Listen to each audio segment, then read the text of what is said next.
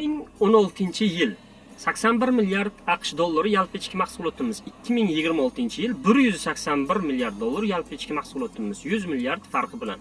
Hattoki Germaniyada ham 10 yillik farqi 0.80% ga o'sishi bo'libdi.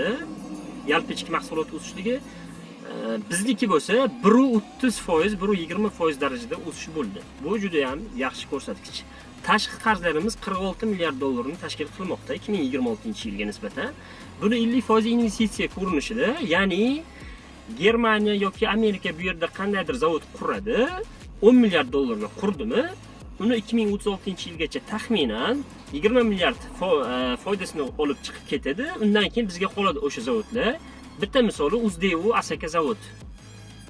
Hozir bizga qolib ketdi. Ular ham investitsiya orqali kirib kelganda, hozir bizda. O'zimiz ixtiyorimizda bu Asaka zavodi. Yana 50% qarzimiz ijtimoiy sohada. Ya'ni yangi shaharlarning qurilishida quvurlar, yo'llar, elektr stansiyalar, maktablar, bog'chalarning qurilishida sarflanyapti. Aholi o'sishi bo'yicha ikkita davlat orasida biz 50 yoki 55 o'rinlarda turibmiz. Aholi o'sishi bo'yicha O'rta Osiyoda yetakchimiz. Bu talabga qarab taklif bo'lyapti.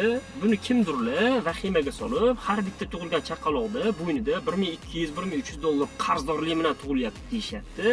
Agar bunga ilm-fan tomonidan qaralsa, bu juda ham yaxshi. Agar o'qimasdan turib, savodsizlik bilan qaralsa, bu vahimali ko'rinadi. Shuning uchun bunga ilmiy jihatdan tushunib olishligingizni xohladim. Kommentariyada izohlarni qoldirasiz.